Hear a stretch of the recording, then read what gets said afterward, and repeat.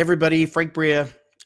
Just wanted to go live here real quick. Something that's come up in a couple of conversations with clients today that I thought I'd share with you guys is, and I've heard a couple of times that like, well, but I think our audience is broke. I think the people we're talking to don't have any money.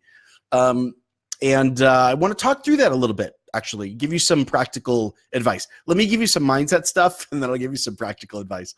Not that mindset stuff isn't practical, but you get the idea.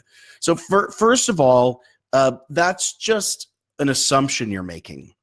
The thing is that people, when they talk about money and they talk about what they can afford and can't afford, that's fundamentally a statement on a value proposition. Okay. Because there are certainly people who are literally broke. They literally don't have cash.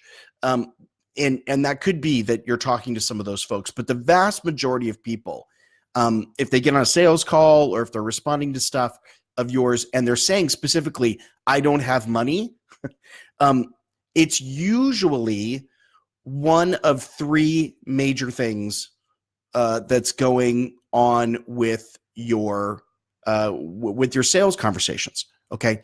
Because there are primarily only three objections that people can have, which is one, your program isn't good enough. Two, you're not good enough. Or three, I'm not good enough as the prospect to make it work. So you really need to dig into those things. And so don't just take it at face value when someone says they don't have the cash.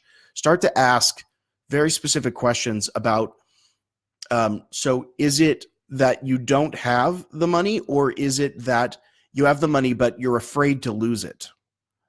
And ask questions like that and get down to the key issues, because no one will pay you a penny, even if they have the money, if they don't see the value proposition.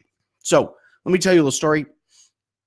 This happened to me. I had a woman called me to join one of my programs a number of years ago, back when it was only about a $2,800 investment. I don't have a $2,800 program anymore, but she asked if she could break it up into 12 monthly payments and split it up over the course of a year. It was a 90-day program. So the answer, of course, was no. And I was like, well, we're talking about like $250 a month at this point. Like, this sounds like we're really scraping the bottom of the barrel from a business investment perspective. And she agreed that she was. And so, we decided it wasn't a good fit. And so she moved on.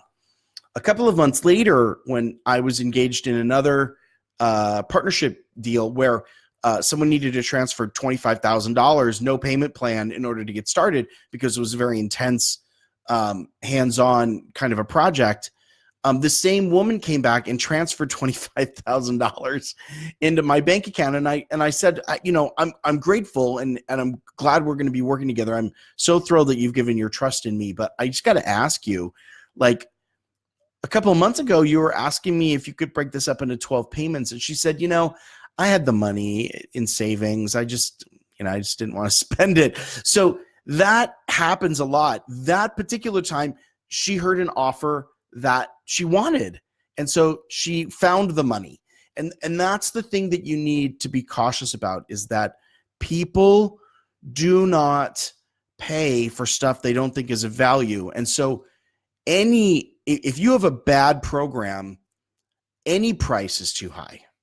There's no price too low for a bad program. So think through the offers. I mean, obviously that first offer just didn't hit her the right way.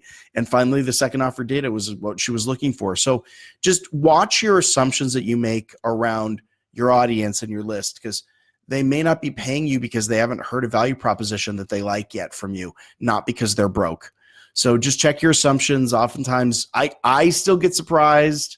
I was surprised this morning by somebody that I had made an assumption about, and I was totally wrong. And I have to check myself all the time. So a lot of times we do this. We just make assumptions. So think very clearly through that. Again, if you have someone who's coming onto a call and telling you they don't have the money, ask very specifically if they literally don't have the cash, or if they have the cash but are afraid of losing it. That's the question you want to ask, because that's fundamentally the fear.